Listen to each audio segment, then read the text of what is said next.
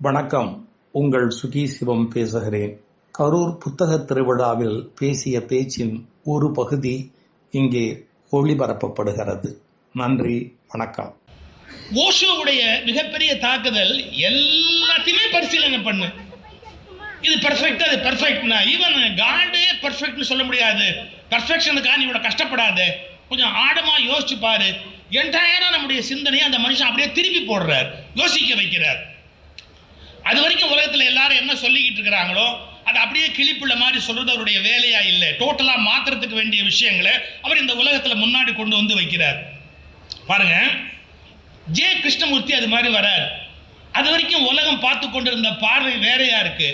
J கிருஷ்ணமூர்த்தியோட பேச்சுக்களை எடுத்து படிச்சு பார்த்தா அதுக்கப்புறம் நமக்கு லைஃபை பற்றிய பார்வையே வேற மாதிரி இருக்கு. ஸோ அவருடைய மழை இருக்கு இல்லையா, அது இந்த பூமியில வேற ஒரு விளைச்சலை உண்டு பண்ணுது. அது வரைக்கும் மனிதன் போய்கொண்டிருந்த சிந்தனை போக்கு வேறையா இருக்கு. ஜே கிருஷ்ணமூர்த்தி படிக்க ஆரம்பிச்சதுக்கு அப்புறம் அவனுடைய சிந்தனை போக்கு வேறையா இருக்கு. ஆன் லிவிங் அண்ட் டையிங் அப்படிங்கிறத பத்தி, மரணத்தை பத்தியும் பிறப்பை பத்தியும் வாழ்க்கையை பத்தியும் ஒரு பேச்சு பேசுறாரு, புத்தகமா வருது. ஓஷோவுடைய பேச்சுக்கள் எல்லாம் அப்படியே பதிவு செய்யப்பட்டு புத்தகமா வருது. அந்த மழை அவருடைய ஆசிரமத்தில் தான் பெய்தது. ஆனால் இப்போது அர்ச்சாவதாரத்தில் அது பதிப்பகங்களில் புத்தகமாக மாறி இருக்கிறது. அது பெய்த இடம் வேற. ஆசிரமத்தில் அவர் வெளிநாட்டு சிஷ்யர்களை வச்சுக்கிட்டு பேசுறாரு ஓஷோ. ஆனா உலகம் முழுக்க இன்னைக்கு அதை எடுத்து படிக்கும்படியான புஸ்தகமா மாத்தி உலகத்துல கொடுக்குறாங்க. அப்ப நம்முடைய சிந்திக்கிற முறை மாறி போகுது. ஒரு சின்ன உதாரணம் சொல்றேன் பாருங்க. மரணம் அப்படிங்கிற வார்த்தையை எடுத்து வச்சு இயேசு பிரானுடைய வார்த்தையில ஒரு வார்த்தை இருக்கு, நபிகளுடைய வார்த்தையில ஒரு வார்த்தை இருக்கு, பட்டினத்தாருடைய வார்த்தையில ஒரு வார்த்தை இருக்கு. மரணத்தை பத்தி எல்லா மதமும் சிந்திக்குது. இப்போ பட்டினத்தாருடைய வாக்கு நமக்கு ஃபெமிலியர், இந்தியாவில் இருக்கிறதால அவர் is very close to as.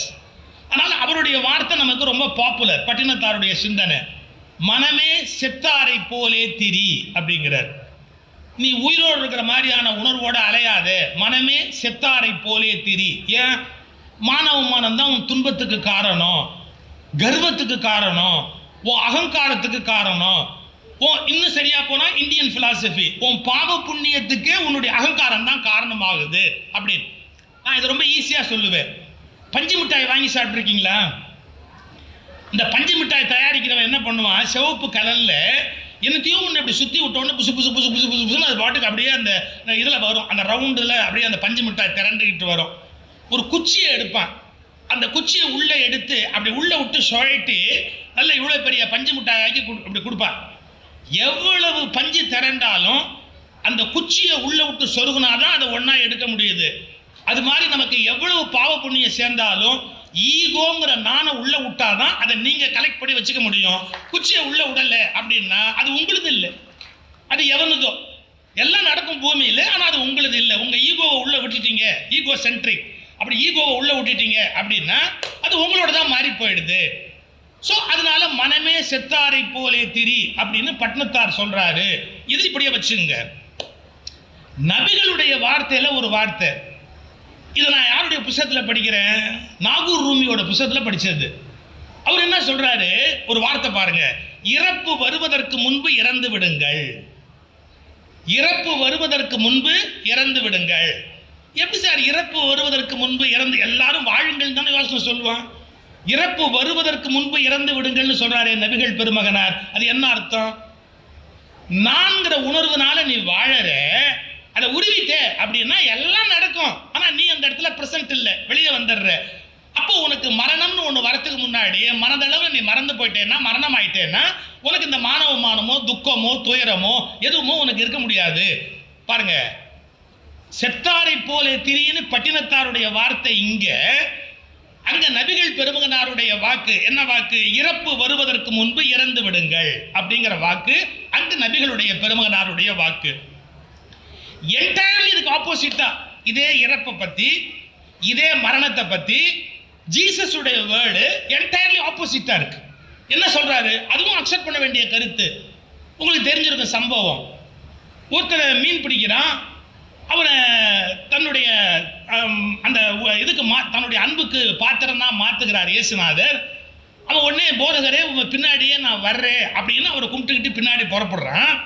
அப்படி புறப்படும் போது யாரோ ஒருத்தர் உடையான்னு சொல்றான், உங்க அப்பா செத்து போயிட்டான்டா, உங்க அப்பா இறந்து போயிட்டான் அப்படின்னு. உடனே அவன் சொல்றான் இயேசுகிட்ட, போதகரே என்னுடைய தகப்பனார் இறந்துட்டாரு, நான் போய் செய்ய வேண்டிய காரியத்தெல்லாம் செஞ்சுட்டு அப்புறமா உங்க பின்னாடி வர்றேன், அவர் அடக்கம் பண்ணணும், அதெல்லாம் செஞ்சுட்டு உங்க பின்னாடி வர்றேன் அப்படின்னு. இப்போ ஜீசஸ் யூஸ் பண்ண ஒரு அருமையான வேர்டு ஒன்று இருக்கு, இறந்தவனை இறந்தவர்களிடமே விட்டுவிடு, நீ உயிரோடு இருக்கிறாய், என் பின்னால் வா. இது எவ்வளவு பெரிய வித்தியாசமான வார்த்தை. இறந்தவரை இறந்தவரிடமே விட்டுவிடு. எப்படி சார் இறந்தவனை இறந்தவன்கிட்ட விட முடியும்?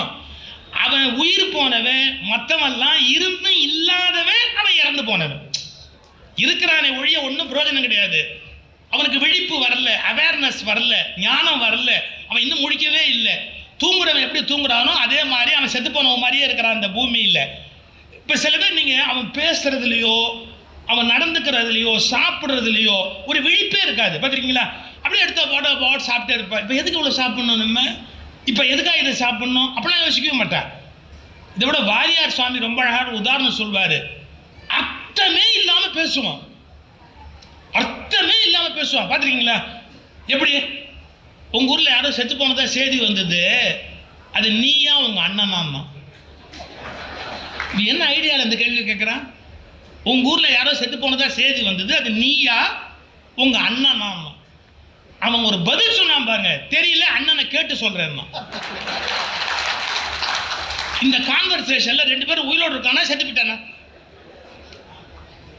இப்ப நான் அவனை சொன்ன உடனே சிரிச்சிட்டீங்களே, நாம எவ்வளவு பேர் அது மாதிரி முட்டாள்தனமா பேசுவோம் தெரியுங்களா? நம்ம கிட்ட கடன் வாங்குறதுக்கு வந்து சொல்றான், என் தலையை அடகு வச்சாவது நான் 7ஆம் தேதி, உன் தலையை அடகு வச்சா ஏன்னா 7 ரூபா கொடுப்பான். நான் தலைகீழா நின்னாது இதை முடிப்பேம்மா. தலைகீழா நின்னா ஒன்றும் முடியவே முடியாது இந்த உலகத்துல. இன்னும் சில பேர் சொல்லுவாங்க செத்தா கூட காரியம் நடக்கும். செத்தா உனக்கு தான் காரியம் நடக்குமே ஒழிய ஒன்னால செத்தா ஒரு காரியமும் நடத்த முடியாது. நம்ம பேசுற போது கான்வர்சேஷன்ல நிறைய அர்த்தம் இல்லாத விஷயத்தை பேசுறோம். அப்போ இவன் உயிரோடு இருக்கான்னு எப்படி சேர்த்துக்கிறது? இவனை செத்து போயிட்டவன். இப்ப பாருங்க, நபிகளுடைய வார்த்தையில இறந்தவனை இறந்தவன் அப்படிங்கிற இடத்துல அர்த்தம் பண்ண வேண்டிய முறை வேற. ஈகோயிஸ்டிக்கா இருக்காது. இறந்த நிலையில பட்டினத்தாருடைய வார்த்தையை மாதிரி மனமே செத்தாரை போலே திரி, அங்க அர்த்தம் பண்ண வேண்டி இருக்கு. ஆனா ஜீசஸ் உடைய வார்த்தையை யூஸ் பண்ற போது இறந்தவனை இறந்தவனிடமே விட்டுவிடு, நீ உயிரோடு இருக்கிறாய். என்ன அர்த்தம்? உனக்கு அவேர்னஸ் வந்துருச்சு, so you follow me, நீ உயிரோடு இருக்கிறாய், என் பின்னாலே வா அப்படிங்கிறார். இப்ப நீங்க படிக்கிறவங்க இறந்தவன்கிற வார்த்தை எங்க வந்தாலும் ஒரே அர்த்தம் வச்சுக்க கூடாது, புரியுதா? இறந்தவன்ற வார்த்தை எங்க வந்தாலும் இதான் அர்த்தம்னு இல்லை.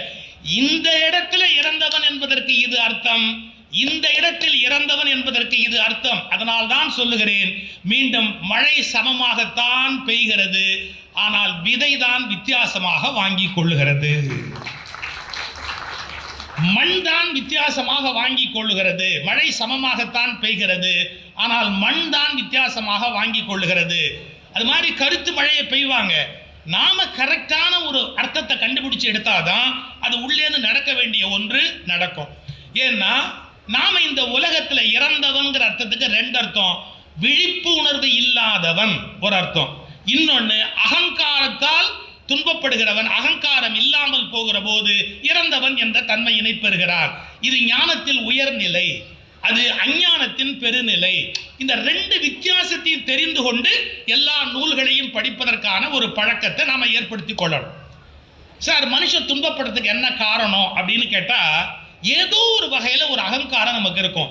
இந்த அகங்காரத்தினுடைய வேடிக்கை சொல்லட்டுமா? ஒரு மனுஷனுடைய அகங்காரம் எப்படின்னா, சில பேர் ரொம்ப பணிவானவன் மாதிரியே கழுத்தா இருப்பான், அவனை தான் சமாளிக்கவே முடியாது. ஏதோ உங்க புண்ணியத்துல அப்படின்னு இப்படிம்பா நம்மளை கவுக்காம விட மாட்டான். அது என்ன சொல்றான்? டிஃபென்சிவ் ஈகோங்கிறான். அவன் ஈகோவை எப்படி பயன்படுத்துவான்னு கேட்டீங்கன்னா, அவனை நீங்க வீழ்த்தவே முடியாது. அந்த மாதிரி தன்னுடைய ஈகோவை ஃபுல்லா வச்சிருப்பான். மேடையில் பேசும்போதே சொல்லும்போது, ஏதும் அறியாத ஒன்றும் தெரியாத, அது எங்களுக்கே தெரியுமே, இவ்வளவு சொல்லிட்டு ஒன்று சொல்லிட்டீங்கன்னா அப்புறம் அவன் நீ சொல்றது தப்புன்னு போய் கேட்க முடியுமா? நான் தான் முதலே சொல்லிட்டேனேப்பா, ஏதும் அறியாத ஒன்றும் அறியாதன்னு சொல்லிட்டேனே அப்படின்னு ரொம்ப பணிவா பேசுற மாதிரி உச்சபட்ச அகங்காரத்தோட பேசுவார். ரொம்ப கொடுமை சார், அது பணிவா பேசுற மாதிரி உச்சபட்ச அகங்காரத்தோட ஒருத்தன் பேசிக்கிட்டு இருப்பார். இது எவ்வளவு பெரிய கஷ்டமான விஷயம். இதுல இருந்து வெளியே வரணுமா இல்லையா? நான் ஒரு சம்பவம் படித்தேன்.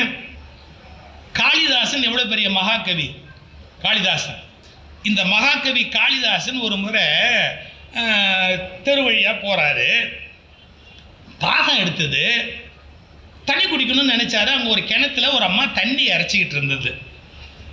அந்த அம்மாட்ட போய் தண்ணி கேட்கணும். அம்மா கொஞ்சம் குடிக்க தண்ணி கொடுங்கம்மா, தாகமாக இருக்குது, தண்ணி கொடுங்கம்மா அப்படின்னு இப்படி கையை நீட்டுறாரு. அந்த அம்மா ஊற்றணும். அந்த அம்மா ஒரு வார்த்தை கேட்டுச்சான், நீ யாருன்னே தெரியாமல் நான் எப்படி உனக்கு தண்ணியை எடுத்து கொடுக்குறது? நீ யாரு? நீ சொல்லு முதல்ல, நீ யாரு? காளிதாசன் யோசிச்சானா, நாம மகாகவி காளிதாசன், உலக புகழ்பெற்ற கவிஞன், இதெல்லாம் இந்த கிராமத்து பொம்பளைக்கு புரிய போத? இது ஏதோ கிராமத்தை தண்ணி அரைச்சிக்கிட்டு இருக்கிற ஒரு மக்கு, இதுக்கு போய் இதெல்லாம் எப்படி புரிய வைக்கிறது? அதனால டக்குன்னு இதெல்லாம் வேணாம், நம்ம பெரிய காளிதாசன் கவிஞன் இதெல்லாம் சொல்லிட்டு இருக்க வேணான்ட்டு தாராளம் இப்படி ஒரே ஒரு வார்த்தை சொன்னார்.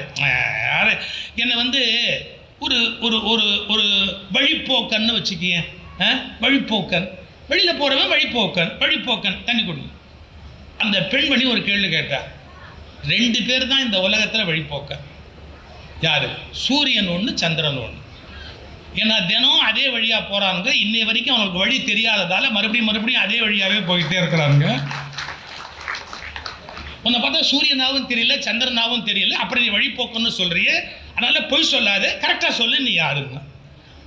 பார்த்தா இதுனா இந்த பொம்பளை இவ்வளோ அறிவாளியாக இருக்கு அப்படின்ட்டு எப்படி யோசிச்சுட்டு, வடமொழியில் அதித்திம்பாங்க. அதித்தின்னா முன்ன பின்ன தெரியாமல் வீட்டுக்கு வர விருந்தாளி. என்ன அதித்தின்னு எடுத்துக்கேன், ஒரு விருந்தாளின்னு எடுத்துக்கேன், கொஞ்சம் தண்ணி கொடுமா தாகமாக இருக்குது, அதித்தின்னா.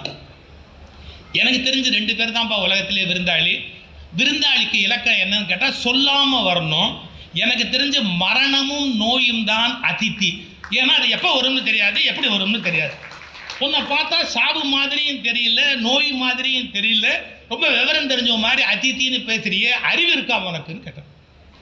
காளிதாசன் பார்த்தான், இந்த பொண்ணு நம்மளை சும்மா விடாது போல் இருக்குப்பா அப்படின்னு இப்படி யோசிச்சுட்டு, வேற எப்படி வேணா எடுத்துக்கோ, அவன் இங்கே தண்ணி வாங்கி குடிக்காம இந்த இடத்த விட்டு போக மாட்டேன், என்ன ஒரு பிடிவாதக்காரன் அப்படின்னு வச்சுக்கோ, புரியுதா? பிடிவாதக்காரன், தண்ணியை கொடு. அந்த பொம்பளை அதுக்கும் பதில் சொல்லிச்சு, எனக்கு தெரிஞ்ச 2 பேர் தான்ப்பா ரொம்ப பிடிவாதம். அந்த 2 மட்டும் விட மாட்டேங்குது.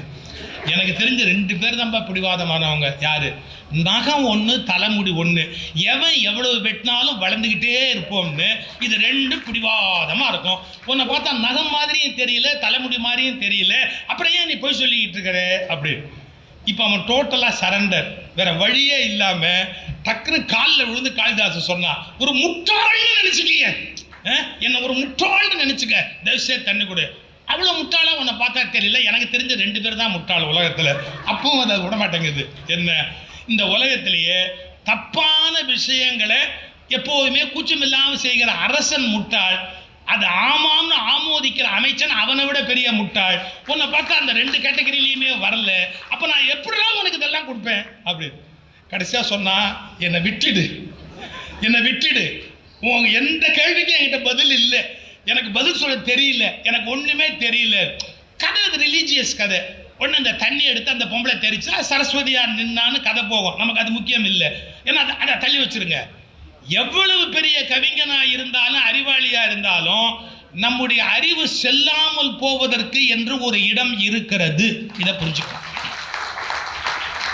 என்னை விட பெரிய அறிவாளி இல்லைன்னு இந்த உலகத்துல எல்லாம் பேசுவான், இதெல்லாம் சும்மா. எந்த காலகட்டத்திலையும் நம்முடைய அறிவு செல்லா காசா போகக்கூடிய இடம்னு ஒன்று உண்டு, நம்முடைய அறிவு செல்லா காசா போக வேண்டிய நேரம்னு ஒன்று உண்டு. நேரம் இடம் கூட இல்லைங்க. சில நேரத்தில் நம்முடைய அறிவு எதுக்குமே பயன்படாத செல்லா காசா போறதுக்கான வாய்ப்பு இருக்கு. இதை நீங்க எங்க கனெக்ட் பண்ணணும்? இறந்தவர்கள் அப்படின்னு வரும்போது அகங்காரம் இல்லாதவர்கள், அது ஞானம் அடைவதற்கான வழி. இன்னொரு இடத்துல இறந்தவர்கள் அப்படின்ற வார்த்தை வரும்போது வித்தவுட் அவேர்னஸ், விழிப்புணர்வு அடையாதவர்கள் அப்படின்னு அர்த்தம் பண்ணணும். இதுக்கு எல்லா நூல்களையும் நம்ம படிக்கணுமா இல்லையா? இந்த நாட்டில் இப்போ ஒரு பெரிய சாபக்கேடு என்னன்னா, ஒரு மத நூல் படிச்சோன்னா இன்னொரு மத நூல் படிக்கக்கூடாது, ஒரு மத நூல் படிச்சோமா அது மட்டுமே சிறந்ததுன்னு பேசணுமே ஒழிய வேற எதை பற்றியுமே பேசக்கூடாது. இது சரியா? நீ எல்லாவற்றையும் படித்தால்தான் சரியான தெளிவை உலகத்தில் அடைய முடியும். எல்லா விஷயங்களையும் புரிந்து கொள்ள வேண்டும் என்றால் விருப்பு வெறுப்பில்லாமல் எல்லாவற்றையும் படிப்பதற்கான பழக்கத்தை நாம் ஏற்படுத்தி கொள்ள வேண்டும்.